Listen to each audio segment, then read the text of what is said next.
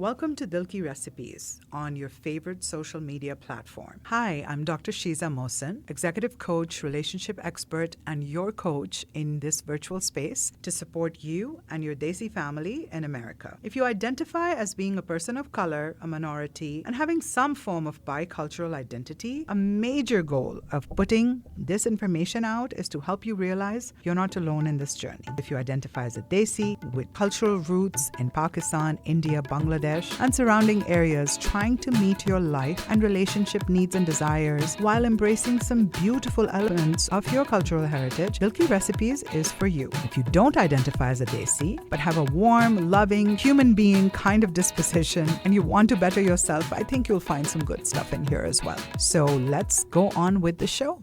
All right, so this topic is a very sensitive topic, and it's a really important one because it's a lot of the crux of the work I do in the corporate world, in marriage and relationship therapy, in family therapy, individual therapy, and it is a component of conflict resolution, relationship repair, and that is apologizing. Saying sorry and really truly apologizing for owning your part in the problem, in conflict, is probably the hardest skill to learn, but it's an important one. Today, I'm going to focus on the multiple complaints I've heard over decades on how many times do I have to say sorry? And this person really doesn't get it. And I've said sorry so many times, and I don't know why they keep bringing it up.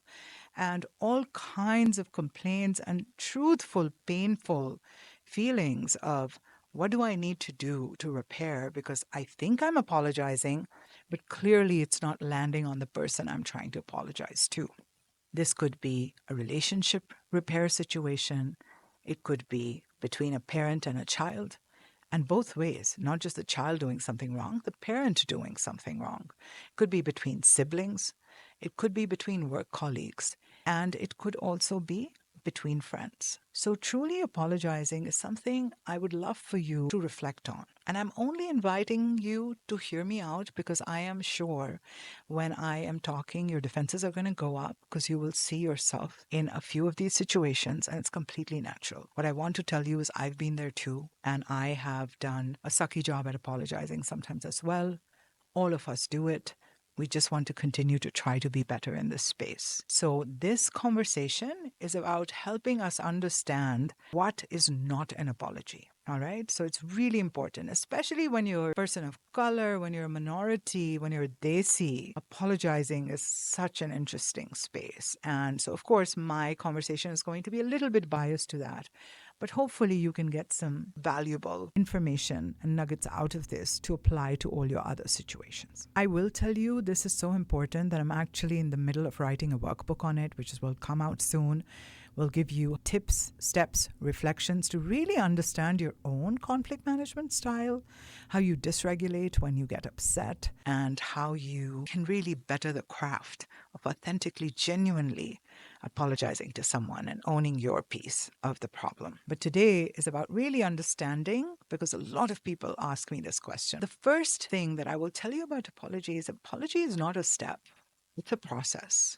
Because when you violate somebody's trust, when things go wrong, it's a violation of trust, right? The severity, the intensity depends on the situation. And so a lot of times just saying sorry is not enough. I am sure you've heard this a lot of times, but I will reiterate that changed behavior is the best apology. Continuously showing up in a different way is the best apology. Authentically being patient when your loved one is triggered with a previous memory, not feeling impatient that they're bringing it up and respecting their trauma of the experience is also an important element. And I won't go into detail because sometimes, yes, that space has to have boundaries as well. But today, I just want you to focus on the quality of your apologies and the apologies you may have received, which is why there's discomfort. So let's get into it. The first thing I'm going to talk about is why it does not look like an apology. So the idea is, and this is what I will talk about, intention versus impact. So a lot of times in Desi communities, and my friends who are not Desis will also tell me it happens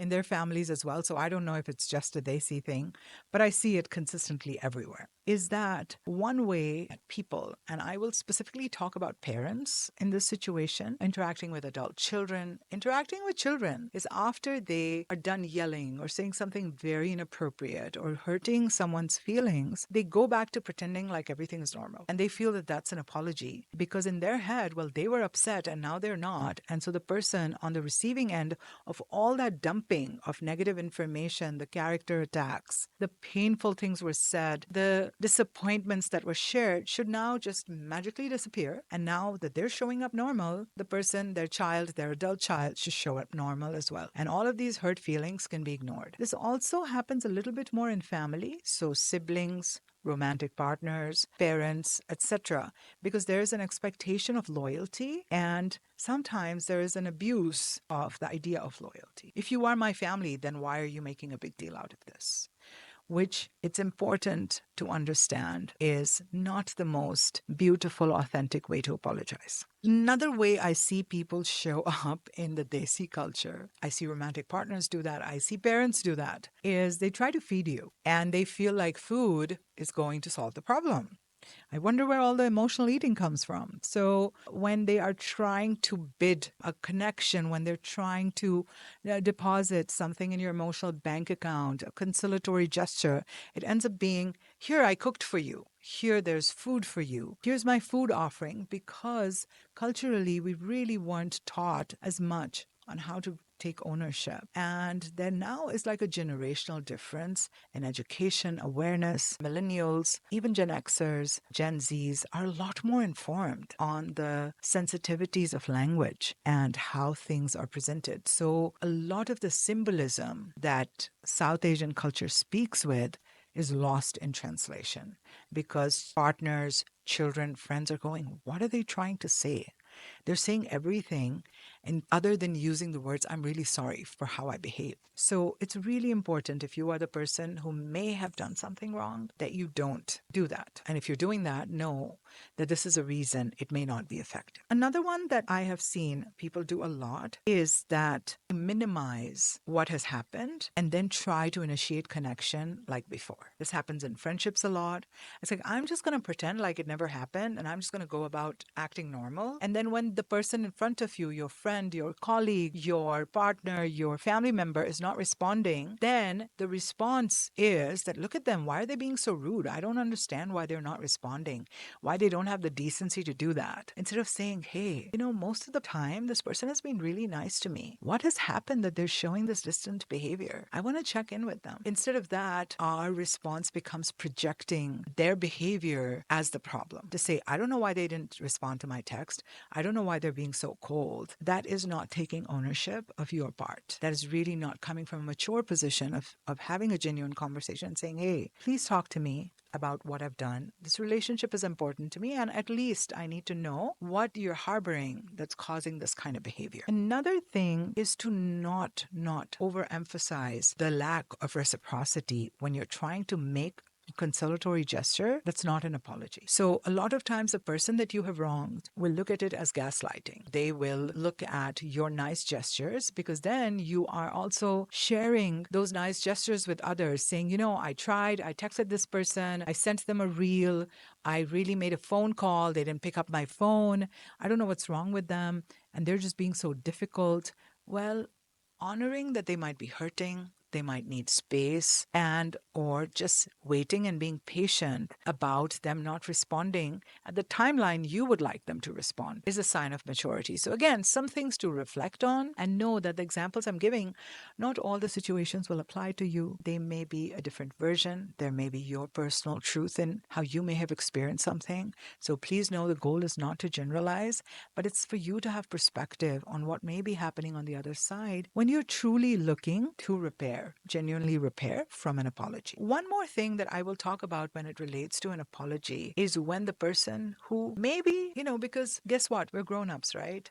we have the ability, which I will put out here.